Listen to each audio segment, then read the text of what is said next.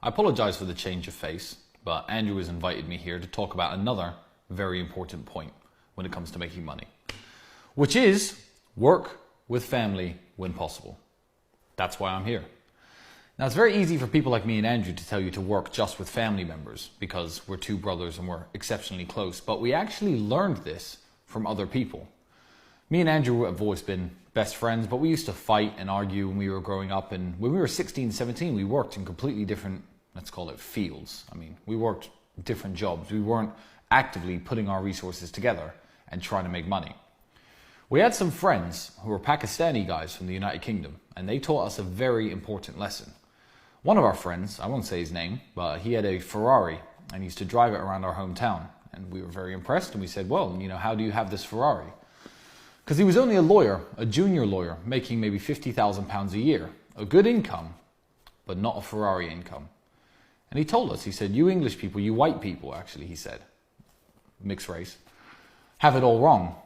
I have 6 brothers, and what me and my brothers do is this. One of us is a doctor, one's a dentist, one's a lawyer, one's an architect. We're all in different fields. What we do is we live in the same house. Our wives live with us. Our wives cook the meals and look after our children. And we pool all of our money together. That way we own the house instead of renting 6 other houses. I thought, oh, that's pretty clever. And what about the Ferrari?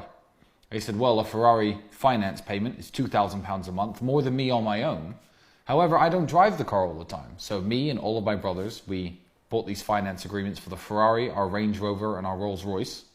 And we all drive them whenever we want. I thought, wow, that is smart. That's a conversation that got me and Andrew thinking at a very young age. From that point on, whenever we were renting a small apartment, we'd rent it together rather than pay 2 separate rents. Property prices in England were still too expensive for us to buy. But when we worked together, when we were looking at making money, we thought, how can we do this together? And everything from there went into a single pot. Up until this day, we're multimillionaires. We share bank accounts. I don't know what's in whose account, under what name, which house, which car is owned by who. I mean, I know on paper, but it doesn't matter because everything is collectively owned.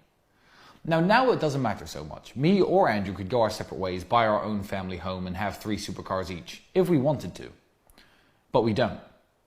You see, when we were much younger, our first ever supercar was an Aston Martin Vantage. An old one, cost us £65,000 secondhand. It wasn't the most amazing car, but we paid for it, the both of us. That way we had a supercar for both of us to use. The money we saved, we put into business, the other activities we were doing, and that helped us propel forward to the point we're at now. So sure, it'd be easy to divide resources and split now, but why? Am I going to reach the next level faster if I do that? No. So now I live in a 7-bedroom house. My driveway is full. It's got 6 cars on it. I actually need to extend it now because Andrew won't stop buying cars, but that's fine by me. Always work with family. Now, my cousin from the United States is in a very lucky position. He's now living here in Bucharest. He works with us, and he essentially works with us forever. As long as we're making money, he's going to be here and he's part of the team. When I first met him, he was 5 years old. I didn't see him again until he was 19. Now, when he was 19, he was smart. He had it all going on, but he was a bit privileged. His mother was a very well-to-do woman, a best-selling author in the field of political science and a university professor. And he was at university, everything was getting paid for him. I thought, okay, he's not from the same world as me. But then things started going wrong for him. He was sleeping on a floor, delivering pizzas, living the kind of life I remember.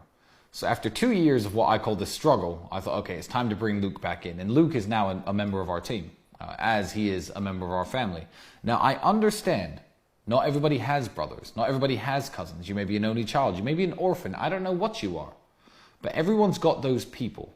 Those people that are so valuable to you that you wouldn't stab them in the back for $1 billion and 1,000 women.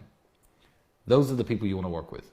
As long as you are sure that they share your sentiments, those are the people you want to team up with. Pool your resources, live in the same house. If you're broke, if you're both working dead-end jobs, rent one room together if need be. If you're good friends, if you meet a woman, tell them to take a walk for an hour and come back. That is one of the keys to mine and Andrew's success.